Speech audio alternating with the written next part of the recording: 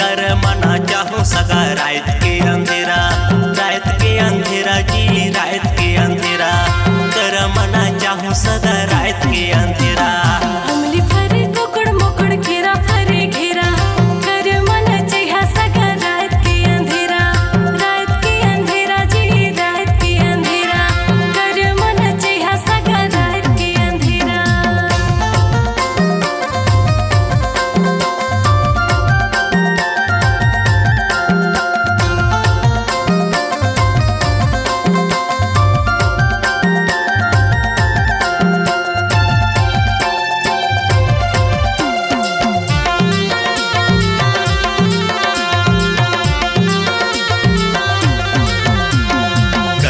तिहार होते भगवान जो तो लाली रंग छपा साड़ी दिखे झकाझोर जी दिखे झकाझोर। करम देव के पूजा होते ये भादो अंजोर हे मंदिरे आज सगा मोहे मन मोर जी मोहे मन मोर गा मोहे मन मोर। अमली फरे कोकड़ मोकड़ केरा फरे घेरा कर मना चाहो सगा रात के अंधेरा जी रात के अंधेरा कर मना चाहो सगा रात के अंधेरा। अमली फरे कोकड़ मोकड़ घेरा फरे घेरा कर मना चाहिए सगा रात के अंधेरा जी रात के अंधेरा कर मना चाहिए सगा रात के अंधेरा।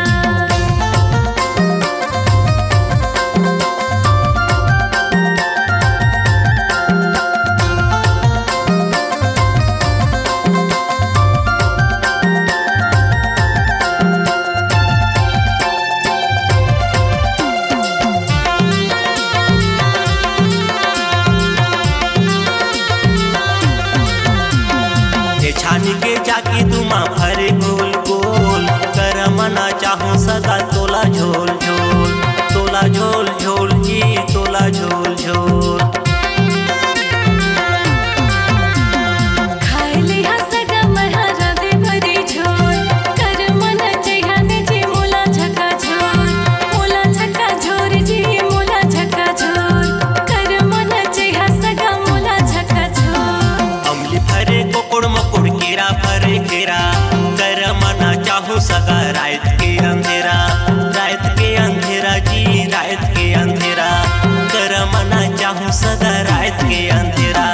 अमली फरे कोकड़ मोकड़ घेरा फरे घेरा कर मना चाहिए सगा रात के अंधेरा जी रात के अंधेरा कर मना चाहिए सगा रात के अंधेरा।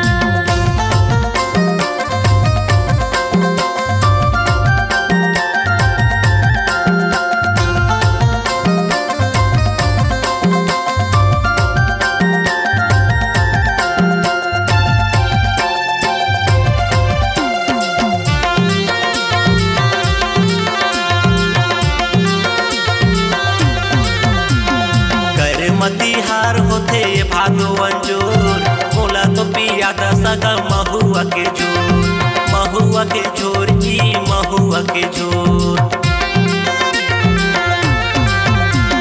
रात भर नाचत गावत होई गया भोर महुआ के पिया गई चिखेला में लोड़ जी